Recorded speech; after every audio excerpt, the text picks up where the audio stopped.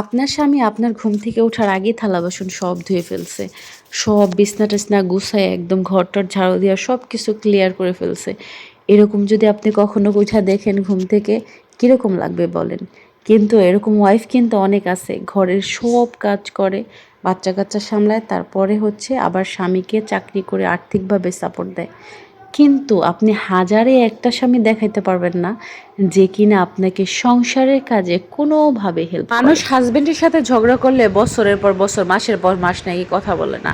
আমার হাজবেন্ডের সাথে ঝগড়া করলে আমি 10 মিনিট পরেই যে হাইদা কথা কই। আর আমার হাজবেন্ডের এত রাগ যে ফুইলা থাকবে, আমি যত তার অন্যায় হোক সে কখনোই সরি বলবে না। এখনো অভ্যাস হয়ে গেছে গা আমার সরি বলতে বলতে। আর তার চেয়ে বড় কথা হচ্ছে উনি কিভাবে জানি পারে মাস এক সপ্তাহ কথা বলে না, ভাত খায় না, ফুইলা থাকে। কিন্তু আমি তো আধা ঘন্টা পরে খিদায় পাগল হয়ে যাই। ভাত টাত খাইলে যায় রাগ নষ্ট হয়। মানুষ কিন্তু পড়া পেটে রাগ করে থাকতে পারে না।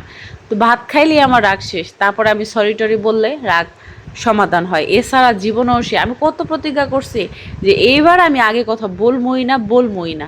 কিন্তু যখনই সে বাহিরে চলে যায় তখনই মনে হয় আহারে বাইরে সারাদিন কাজ করে, তো ঝগড়া করে কি লাভ, থাক আমি সরি বলি। কিন্তু আসলে এটা ঠিক না, কারণ তাহলে জামাই গো দাম বাইরা জায়গা, অনেক দাম বাইরা যায়। যেমন আমার হাজব্যান্ড এক গ্লাস পানিও কোনো দিন ঢেলে খায় না। গ্লাসে পানি না থাকলে গ্লাসকে জিজ্ঞেস করবে যে গ্লাস তুমি কি পানি আসো, আর না হলে আমার নাম ধরে ডাকতে ডাকতে ঘর বাড়ি ফাটায় ফেলাইব।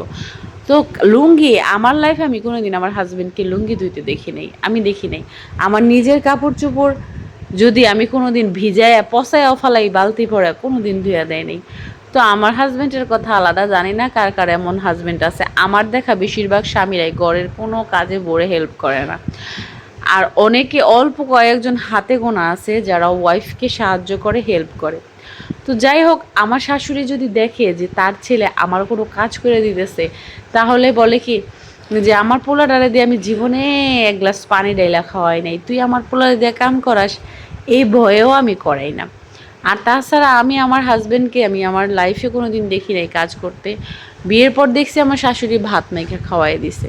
তো এরকম অকর্মা মানুষ না বানানোই ভালো। আমি আমার ছেলেদের আলহামদুলিল্লাহ সব শেখাই, প্লেট ধোয়া, কাজ করা, সব কিছু শেখাই। এতেও আমার শ্বশুরের আবার সমস্যা, আমার নাতিরে দিয়ে প্লেট ধোয়া, স্তরে দেওয়া কী করো, বকাবকি করে। মানে তাদের বংশরাই হচ্ছে নিকর্মার বংশ, কাজ করতে চায় না। তারপরও চেষ্টা করি বাচ্চাদের টুকটাক কাজ শেখানোর জন্য, কিন্তু ওই যে রক্তে তো থাকা লাগবে। তারা হচ্ছে আরও আলসা, খায়া প্লেটটা খাট থেকেও সরায় না, প্লেটটা খাটিয়ে রাখে, ভাত পড়লে ভাত টোকায় উঠায় না। মানে ওই যে বাপ দাদা যা তাই দেখে দেখে শিখছে। তো যাই হোক, প্রত্যেকটা পুরুষ মানুষের উচিত হচ্ছে ঘরের বউকে একটু সাহায্য করা, বউকে একটু সাপোর্ট করা, বউকে রোবট মনে না করা। কারণ সে যদি আরও বাহিরে আপনাকে হেল্প করে, আপনি ঘরেও তাকে হেল্প করবেন। অবশ্যই এগুলো বলেও লাভ নেই, কেউ করেও না।